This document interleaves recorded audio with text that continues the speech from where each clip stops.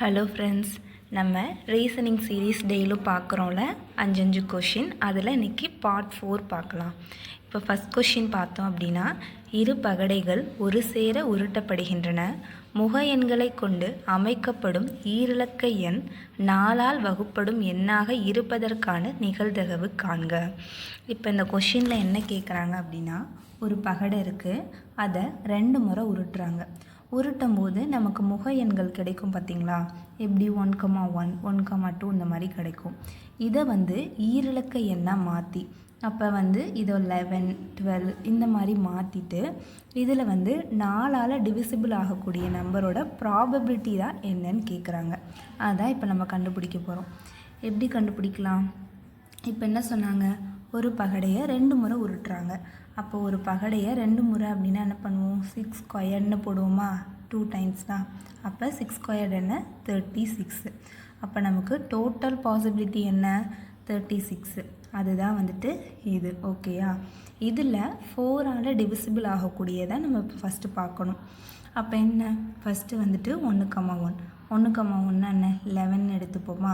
இந்த 11 4ஆல் டிவிசிபிள் ஆகுமா, ஆகாது.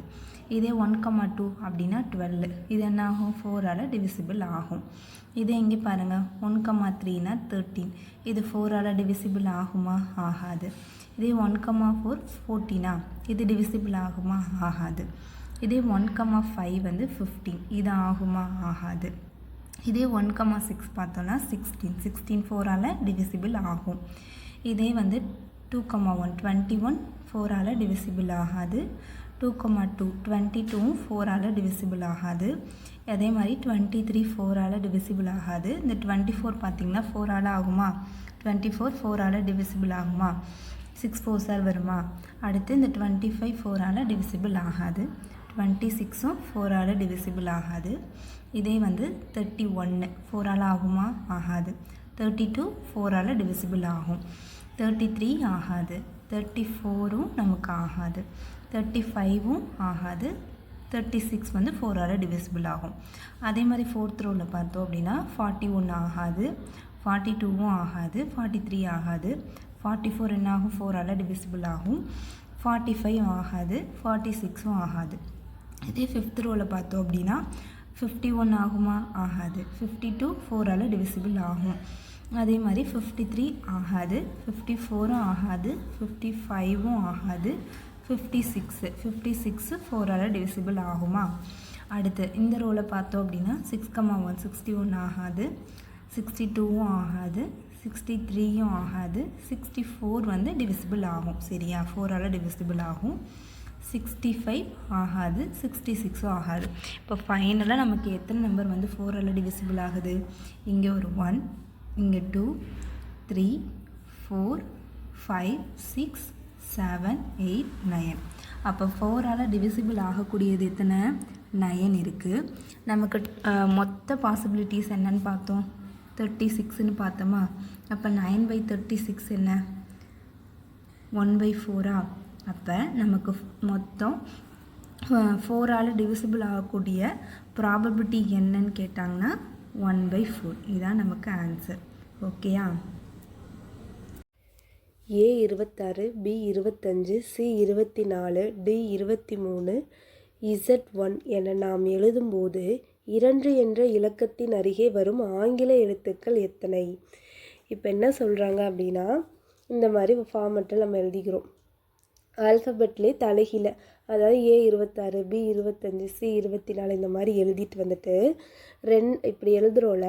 அப்போ 2ங்கிற நம்பர் பக்கத்தில் இருக்க ஆல்ஃபபெட் எத்தனை அப்படின்னு தான் கேட்குறாங்க. இங்கே இப்போ இந்த 2 பக்கத்தில் D இருக்கா, இந்த மாதிரி 2 பக்கத்தில் எத்தனை ஆல்ஃபபெட் வரும் தான் கேட்குறாங்க. அப்போ ஃபஸ்ட்டு என்ன பண்ணுவோம், நம்ம வரிசையாக எழுதிக்குவோம். ஓகேயா? இந்த மாதிரி கடைசிலேருந்து A 26, B 25, C 24 இந்த மாதிரி Z 1 வரைக்கும் எழுதியாச்சு. எழுதிட்டு 2 பக்கத்தில் எத்தனை இருக்குன்னு தான் கேட்குறாங்களா. அப்போ இங்கே பாருங்கள், அப்போ 2 பக்கத்தில் இங்கே A இருக்குது. அதே மாதிரி 2 பக்கத்தில் B இருக்குது. 2 பக்கத்தில் C, 2 பக்கத்தில் D, அதே மாதிரி 2 பக்கத்தில் E இருக்கா. அதே மாதிரி F இருக்குது, G இருக்குது. அப்படியே கீழே வந்தோம் அப்படின்னா இங்கே 12 இருக்குது. ஆனால் இந்த 12 இருக்க 2 ஓக்கிட்ட இல்லை. பி கிட்ட இருக்கா, அப்போ இதை நம்ம எடுத்துப்போம். ஓகேயா? அதே மாதிரி கீழே வந்தோம் அப்படின்னா இங்கே y2ன்னு கொடுத்துருக்காங்க. அப்போ இந்த 2 பக்கத்தில் ஒய்யும் இருக்குது, இசட்டும் இருக்கா, அப்போ இது ரெண்டையுமே எடுத்துக்கணும். அப்போ மொத்தம் எத்தனை இருக்குது? மொத்தம் 10 இருக்கா? அப்போ 2 பக்கத்தில் வர ஆல்ஃபபெட் எத்தனை இருக்குது அப்படின்னா நமக்கு டோட்டலாக 10 இருக்குது. ஓகேயா?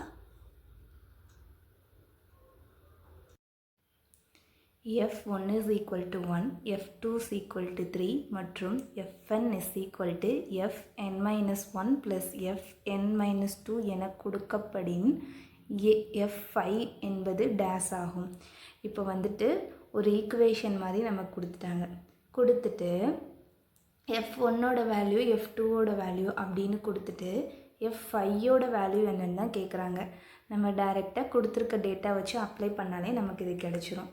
இப்போ பார்த்தோம் அப்படின்னா வந்துட்டு நமக்கு என்ன கொடுத்துட்டாங்க, fnஓடது அப்படின்னு சொல்லிட்டு ஒரு ஈக்குவேஷன் கொடுத்துட்டு f1ஓடது f2ஓடதுன்னு கொடுத்துட்டாங்களா.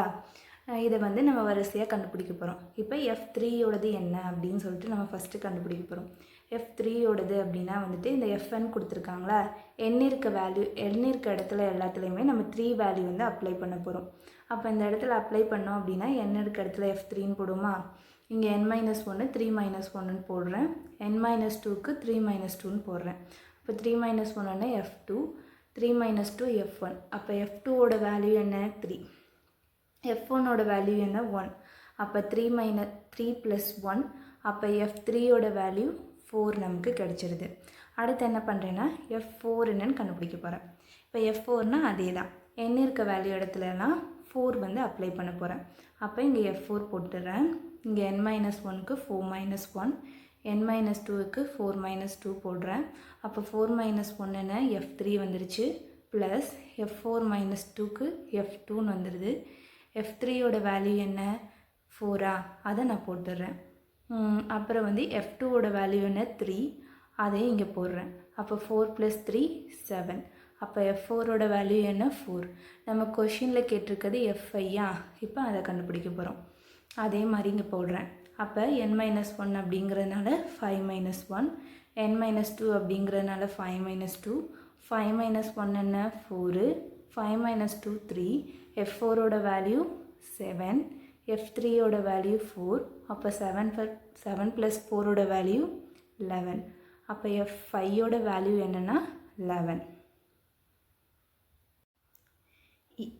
ABCDE என்ற ஆங்கில எழுத்துக்கள் முறையே 2, 8, 16, 32, 64 என்ற எண்களை குறிக்கின்றன எனில் cube root E minus root C minus root D into root Aயின் மதிப்பை காண்க.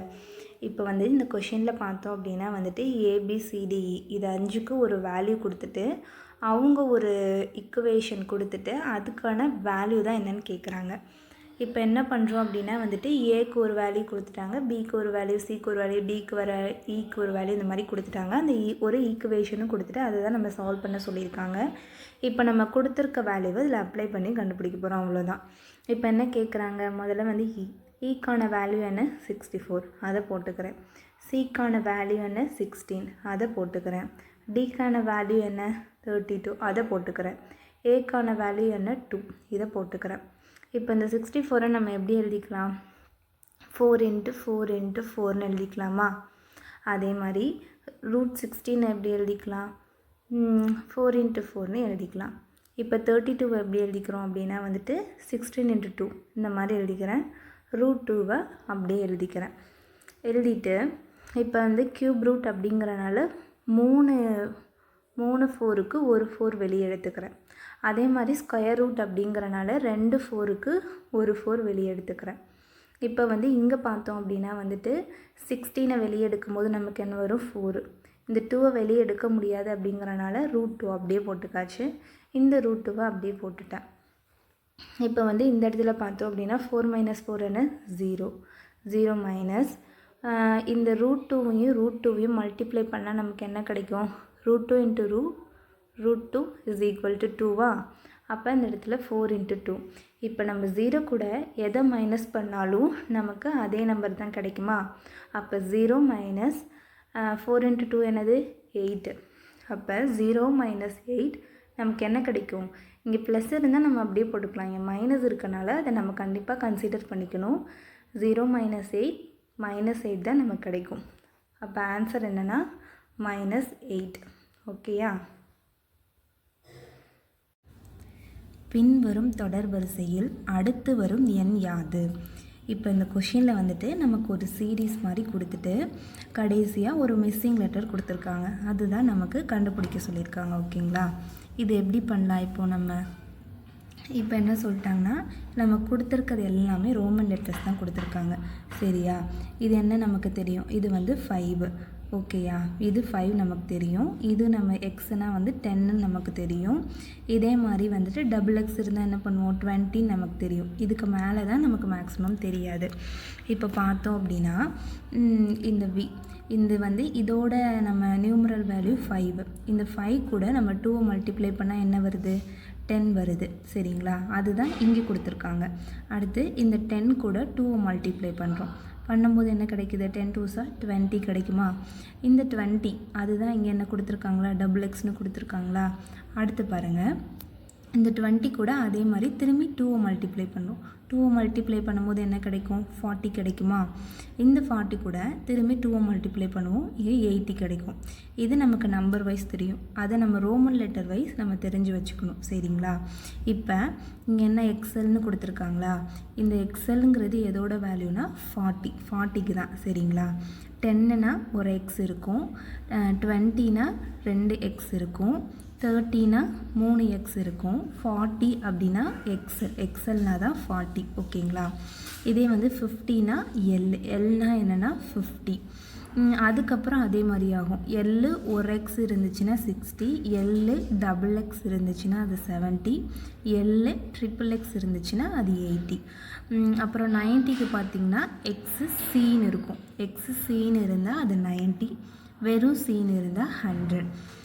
இதே 500க்கு பார்த்தோன்னா டின்னு இருக்கும், 1000க்கு எம்ன்னு இருக்கும். இங்கே நமக்கு என்ன கொடுத்துருக்காங்க? இப்போது எக்ஸல் அப்படின்னு தான் இங்கே கொடுத்துருக்காங்களா?